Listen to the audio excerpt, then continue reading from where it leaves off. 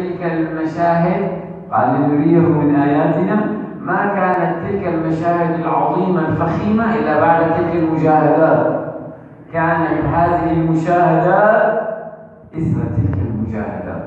فبعد أن دعا رسول الله صلى الله عليه وسلم واتنقل هنا وهناك وهو يدل ماضي على أثر الأنبياء من إخوانه المرسلين، نعم، عليهم جميعا الصلاة والسلام، على نبينا أفضل الصلاة والسلام، يدعوهم إلى الله، يتتبعهم هنا وهناك في الموسم وغيره حتى وصل إلى الطائف.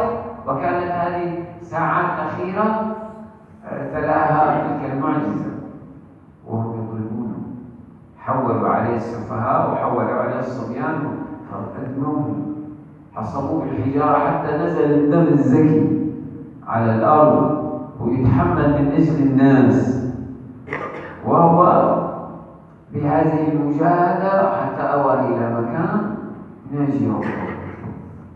اللهم إن لم يكن بك علي غضب فلا أبالي، المهم أنت تكون راضي عني، أنا أؤدي هذه الرسالة وكل أمال ورجاء أن يتبع الناس هذا الخير.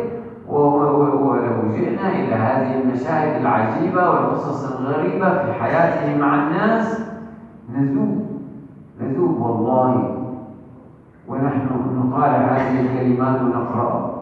فبعد أن صنع ما صنع هؤلاء في قريش، جاء ملك الجبال قال له إن شئت أطلق عليهم الأخشبين، أكبر جبلين بمكة،